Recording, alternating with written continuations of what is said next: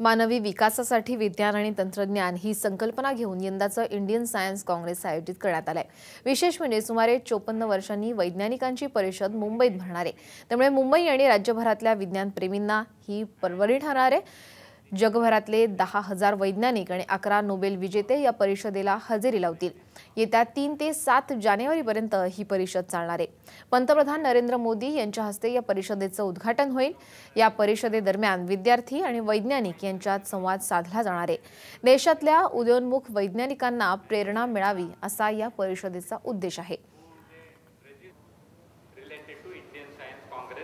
दरम्यान याच परिषदेबाबत Indian science काँग्रेसचे महाध्यक्ष डॉक्टर एस.बी. निमसे यांच्याशी चर्चा केली आहे आमचे प्रतिनिधी गोविंद तुपे यांनी।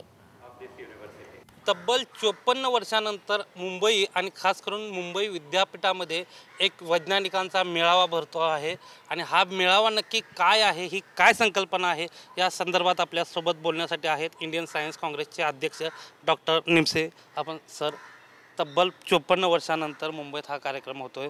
जवळपास 10,000च्या आसपास वैज्ञानिक येणार आहेत। महाराष्ट्र आणि मुंबईतील विद्यार्थ्यांसाठी ही एक पर्वणी आहे आणि नक्की काय संकल्पना आहे? इंडियन सायन्स काँग्रेस भारतीय विज्ञान परिषद 1914 पासून कार्यरत आहे। पहिलं अधिवेशन 105 डेलिगेट सहित कलकत्ता या ठिकाणी झालं होतं। आता हे 102 अधिवेशन मुंबईत होत आहे।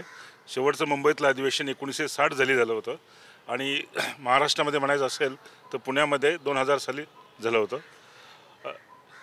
1914 ते आत्तापर्यंत 105 डेलिगेट्सवरून मला पूर्ण खात्री आहे की ह्या 102व्या कॉन्फरन्ससाठी 15,000हून अधिक डेलिगेट्स येतील।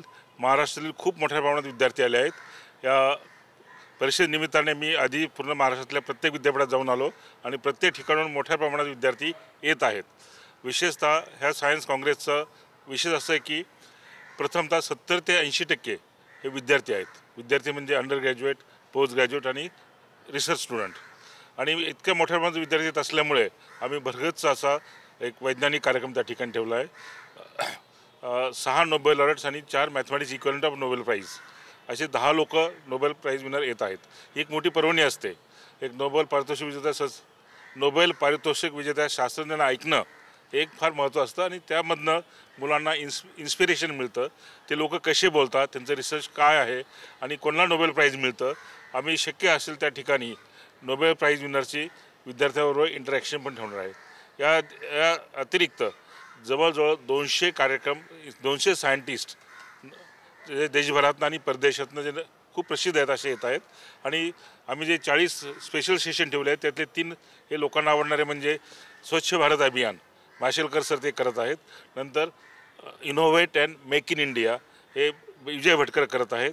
आणि एक STEM program science, technology, engineering and mathematics जो ओबामाने अमेरिकेत सुरू केला आहे, तो स्टेम प्रोग्राम एक अमेरिकेतली टीम आणि आपले आर चिदंबरम जे प्राईम मिनिस्टरचे सल्लागार आहेत यांच्या सहाय्याने तो एक कार्यक्रम आपण घेत आहोत। आणि संध्याकाळी दररोज नोबेल पारितोषिक विजेते असतील किंवा मोठमोठे शास्त्रज्ञ असतील यांचे आम्ही पब्लिक लेक्चर पण ठेवले आहेत। विज्ञान जे आहे ते मानवी विकासासाठी महत्त्वपूर्ण आहे आणि मानवी विकासात विज्ञानानं आणि तंत्रज्ञानानं खूप मोठं योगदान दिलेलं आहे। हे आजपर्यंत आपण वेगवेगळ्या गोष्टीतून सिद्ध झालेलं आहे। परंतु त्याचबरोबर जर सर्वात शेवटचा आणि गरीब माणूस जो आहे त्याचा सर्वांगीण विकास साधायचा असेल तर विज्ञानाची जोड ही गरजेचं आहे। अशा पद्धतीची भूमिका या ठिकाणी निमसे मांडताना दिसत आहेत। सकाळ इन्व्हेस्टिगेशन टीम, गोविंद तुपे, मुंबई।